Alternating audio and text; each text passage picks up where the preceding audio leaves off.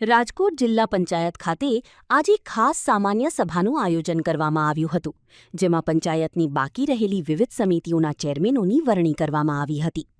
આ સભામાં જિલ્લા પંચાયત પ્રમુખ સંજય પીપળિયાએ વરસાદની સ્થિતિ અને માર્ગ મકાન અંગેના પ્રશ્નો પર ચર્ચા કરી હતી. પ્રમુખે જણાવ્યું હતું કે જિલ્લામાં વરસાદ શરૂ થયો છે, પરંતુ હજુ પણ વધુ વરસાદની જરૂરિયાત છે. સાથે જ ખરાબ રોડ રસ્તાઓના મામલે અધિકારીઓની સૂચના આપી દેવામાં આવી છે અને સ્થાનિકોની અગવડતા ન પડે તે પ્રાથમિકતા રહેશે તેમ તેમણે ઉમેર્યું હતું.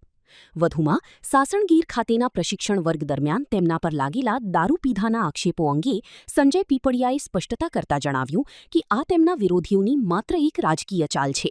તેમણે કહ્યું કે ત્યાં મારો પરિવાર, ધારાસભ્યો અને 350 જેટલા કાર્યકરો હાજર હતા. આવી કોઈ ઘટના બની નથી. આ માત્ર મને બદનામ કરવાની હિતશત્રુઓની સાજિશ છે.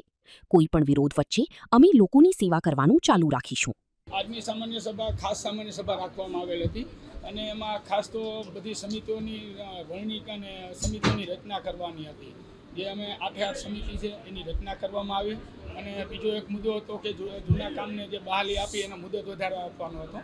એ 2 મુદ્દા જ ખાસ હતા અને એ બે અમે મુદ્દા લઈ લીધા છે. બાકી તો અમારી સિંચાઈની યોજનાઓ જે કામ અત્યારે ચાલુ છે અવિરત, અત્યારે આવી પરિસ્થિતિમાં જ્યાં જ્યાં કામ થઈ શકે તેમ છે એ કામો બધા અત્યારે અમારે પ્રગતિ ઉપર છે અને લગભગ મને નથી લાગતું કે હવે અમુક વિસ્તાર બાકી છે. બાકી 80% વિસ્તારોમાં સારી વાવણી લાયક વરસાદ થઈ ગયો છે. રોડ રસ્તા રિપેરિંગ માટેની તો અમે કાર્યવાહી લગભગ અમે જ્યારથી પ્રમુખ પદનું સંભાળ્યું પ્રમુખને બધા સાથે ચાલુ કરી દીધું છે. પણ વચ્ચે એક પ્રશ્ન તો આપ પણ જાણો છો કે યુદ્ધના લીધેથી એક ડામરની બહુ અછત હતી અને એ અછતને કારણે થોડુંક કામ વિક્ષેપ પડ્યો છે. પણ હવે રેગ્યુલર બધું ચાલુ થઈ ગયું છે અને બધા લગભગ ખાડા પૂરવાનું કે પેચવર્ક આ તે બધું અમે કામ ચાલુ કરાવી દીધું. પહેલી વસ્તુ તો આ હાવ તત્વગરની વાત છે. ત્યાં અમે 300 થી 350 કાર્યકરો મહિલાઓ સાથે અને હું તો મારા પરિવાર સાથે ત્યાં હાજર હતો. અમારા ધારાસભ્યશ્રીઓ, પ્રમુખશ્રીઓ, મહામંત્રી અમે રાતના લગભગ 1:30 વાગ્યા સુધી બધા જાગતા હતા. ધમાલ નૃત્ય હતું, સાંસ્કૃતિક કાર્યક્રમો રાખ્યા હતા અને તેમાં જાગીને અમે બધાએ વ્યવસ્થિત રીતે માણ્યો છે. આ હાવ તત્વગરની હાવ વિરોધાભાસી વાત છે. હોઈ શકે હવે કદાચ એવા એટલે હિત શત્રુ હોય પણ હોઈ શકે, કારણ કે જેમ જેમ આપણે ક્યાંક આગળ વધી છીએ રાજકીય રીતે એવી રીતે થતા હોય એટલે કોઈને કેમ શું થયું હોય અથવા કેવી રીતે આ લોકોએ છાપ્યું અથવા કોઈએ કેમ આવા મેસેજ આપ્યા એવી બાબતની તો તપાસનો વિષય છે. હવે એ તો મને નથી ખબર. બાકી તો ત્યાં તો અમારા બધા અમારા જ હતા ને ભારતીય જનતા પાર્ટીના હું કહું છું એમ 4 તાલુકા.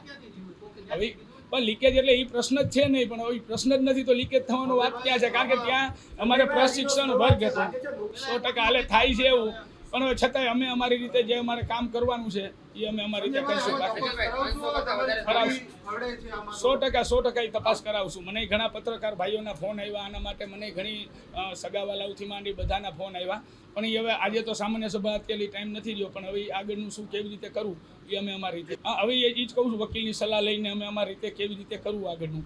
હું એ જ કહેવા માંગુ છું કે ભાઈ હવે એ કેમ રાજકીય કદાચ કંઈ હોઈ શકે અથવા મેં તમને કીધું એમ કે અમારા હિત શત્રુ હોય એને હવે કોઈ રીતે કંઈ કેમ કર્યું હોય.